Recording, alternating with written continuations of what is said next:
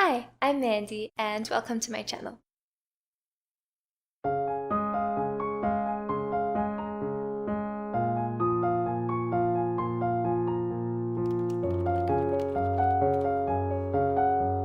Today I'll be sharing all of the games I played in 2022.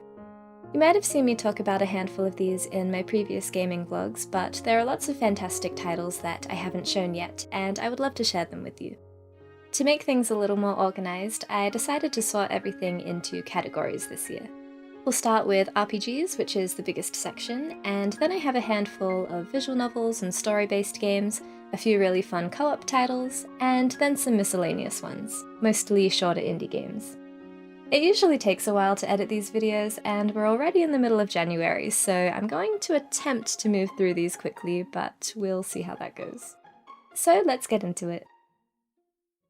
Now, most of these aren't in any particular order, but I'm going to go ahead and start with a very special game that I've been itching to talk about, which is Omori.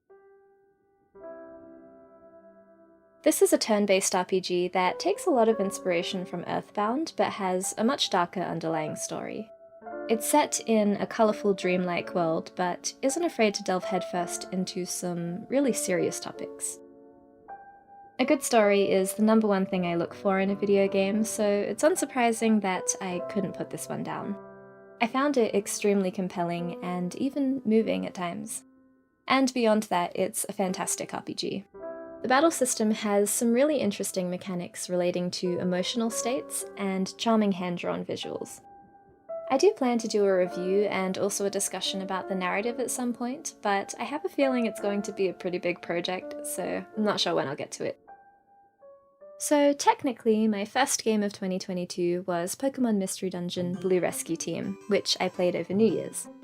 You can see my 2021 Christmas vlog if you want to hear me gush over the Mystery Dungeon series, or the end of my recent DS video. I'll take any excuse to talk about PMD, I guess. But yeah, Blue Rescue Team was fantastic, though in my opinion the story wasn't as impressive as that of Explorers of Time, Darkness and Sky. Still worth a play though. In that Christmas vlog I mentioned Miitopia, which was a gift from my sister that I played a lot in January. It's a very silly turn-based RPG where your party is made up of your Miis. I've always loved the premise of it and how creative it allows you to be. You can fight alongside your friends or your family, or the cast of Zero Escape like I did. It was a very light-hearted game and a joy to play through. So last year Square Enix released a beautiful remake of their Super Famicom classic, Live Alive. This was the first official English release, which was super exciting. It's an RPG that's almost made up of 8 smaller RPGs, each with unique themes and characters.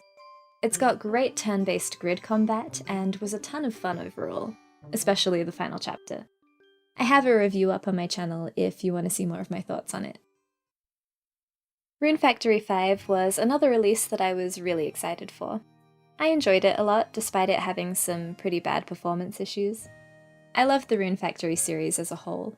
The games are a beautiful mix of traditional action RPG, monster taming, dating sim, and farming. There's just so much to do, and it's always a lot of fun.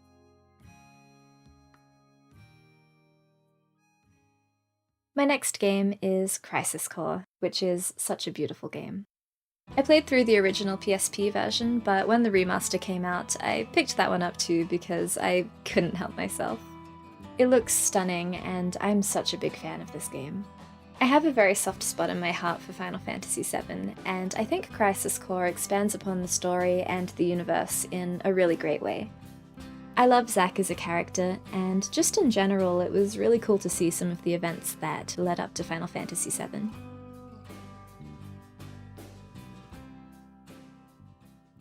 Next we have Wild Arms on the PS1, which I was so excited to finally play. I'll just direct you to my full vlog if you want to hear me ramble about this series, but overall I enjoyed this first entry quite a bit. It's a solid turn-based RPG that isn't perfect, but I think is worth a play if you're a fan of the genre. Next up is Various Day Life, which is a bit of a life management RPG by Square Enix. I did a full review of this game, so I don't have much more to say about it here. Overall, there were some things about it that I would change, but I had a lot of fun with it. It's a charming little game that works really well for casual play. Next up is Mystery Dungeon Shiren the Wanderer. This was one of the games I included in my Nintendo DS Advent Calendar video, and I've been playing a lot of it since then. I think Mystery Dungeon games are really fun, and Shiren really amps up the difficulty and embraces the roguelike gameplay. The main game has 30 floors to go through that get progressively harder every time, and if at any point you die, you lose the items you're carrying and get sent back to the first town at level 1. There are checkpoint towns along the way where you can store your best items for future runs, which I've been taking full advantage of. I haven't made it to the end yet, but I've been slowly building up my arsenal. I think I'm just about ready to shoot for the full run, but I'm nervous to take the plunge because I'll be devastated if I end up losing my items. Maybe just a few more weapon upgrades. And the last RPG I have to share is Tactics Ogre Reborn, which technically I beat this year, but I played a lot of it over Christmas, so I think that still counts. I loved this game. I thought the narrative was great and surprisingly digestible for a story about kingdom politics and war. There are lots of big decisions you have to make and a number of branching plotlines that keep things interesting. I was very impressed with it. Alright, moving on to visual novels and adventure games, we have Nirvana Initiative, which is the sequel to AI The Somnium Files and was probably my most anticipated game of the year. This is a murder mystery adventure game written by Kotaro Uchikoshi, who also wrote my favourite series, Zero Escape, and yes, I have to mention that every time. Somnium Files doesn't take itself quite as seriously as Zero Escape, but it still has some really great sci-fi themes and those fantastic twists and turns that Uchikoshi is known for. My husband and I actually met through Zero Escape, so when Somnium Files came out we decided to play it together, and it's been a lot of fun seeing where the story has been going with Nirvana Initiative. So in these games you play as detectives from a special division of the police that specialise in syncing, which is a technology that allows them to dive into a suspect or witness's dreams. It's a lot of fun because you never know what to expect in these dream spaces. They have all sorts of strange rules that you need to figure out on a case-by-case basis, and this often results in some tricky decisions with pretty wacky outcomes. So yeah, it's a fantastic series with really unique gameplay and some pretty intense mysteries to solve. When Nirvana came out, we played it pretty much every free minute we had, and it was a fantastic time. So now we're going to jump back 20 years and talk about Never 7: The End of Infinity. I talked about this one in my spring video, but for a recap, it's one of the earlier Uchikoshi games. It's a pure visual novel and leans more on the dating sim side, but once you get to the endings, you do start to see some of the trademark themes that became popular in his later games. If you're looking to get into the Infinity series, honestly, I would probably skip this one and go straight to Ever 17, because you'll get a much better taste for the writing there. It's leagues better than Never 7 if I'm being honest. But still, as a fan, I did enjoy playing through Never 7 and seeing where things all started. Root Double is another VN that I've been looking forward to for a long time. It was actually directed by Takumi Nakazama, who was one of the other writers that worked on the Infinity series. You can check out my full vlog if you want to hear me talk a bit more about this one, but yeah, it was a fantastic VN. Very suspenseful, which is how I like them. And the last game I played in this category was the Corpse Party remaster on PC. It's a sort of 2D horror adventure game with a pretty interesting story about a haunted elementary school. I did a review for this one too, so you can check that out if you want to hear more about it.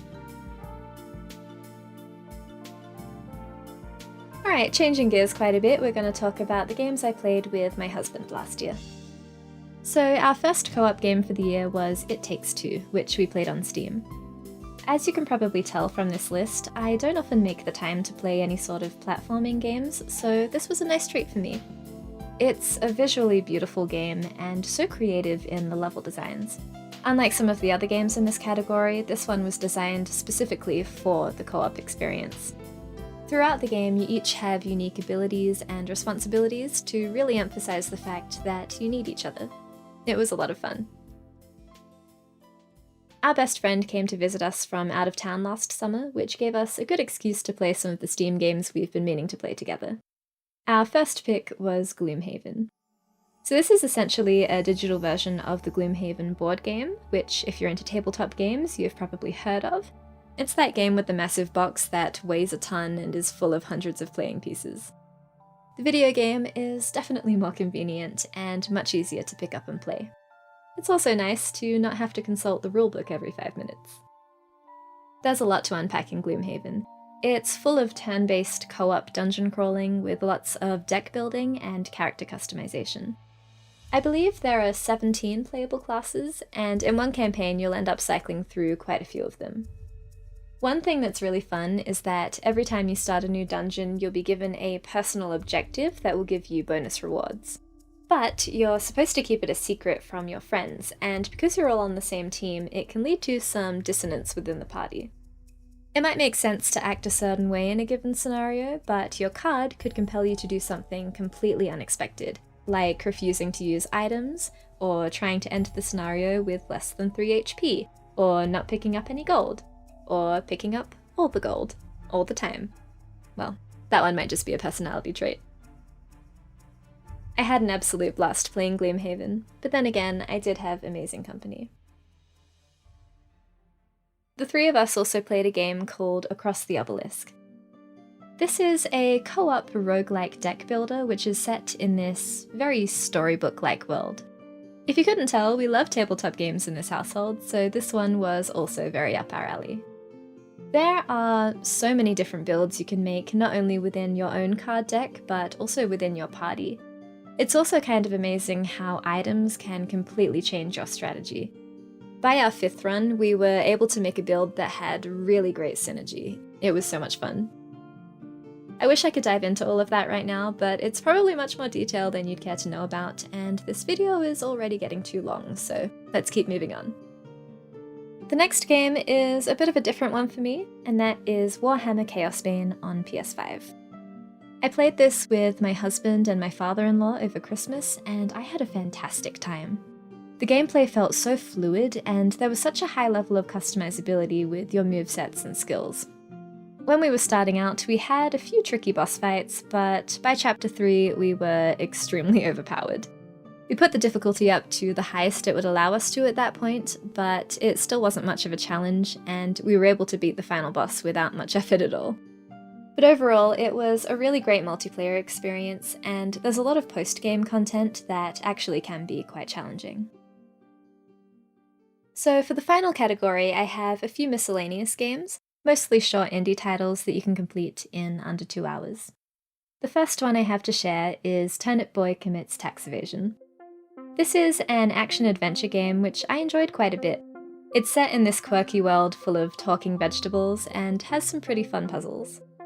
Unfortunately, it did run pretty poorly on my Switch though. As you can see, I had some pretty persistent frame rate drops, but because it's a shorter game, it was manageable. How to Say Goodbye is a short indie puzzle game that was released in November. It's about a ghost who you guide through the afterlife in some really interesting grid-based puzzles. It's a very relaxing game, not very difficult, but an interesting experience that I enjoyed quite a bit. I also did a review for this one.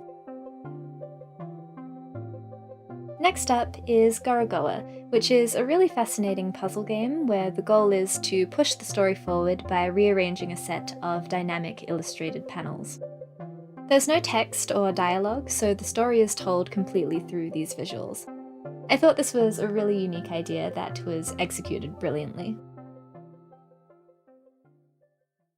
And finally we have What Comes After, which is a side-scrolling narrative game about a girl who accidentally finds herself on a train to the afterlife. It was written by Mohamed Fahmy, who also wrote Coffee Talk, which is a game that I really enjoyed. But tragically, he passed away earlier last year. I think knowing that makes this game in particular hit a lot differently. It has a very strong message that life is worth living and we should try our best not to take it for granted, even though it can be really difficult sometimes.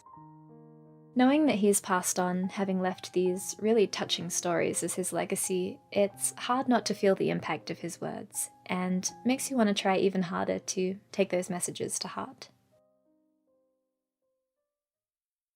So those were the games I played in 2022.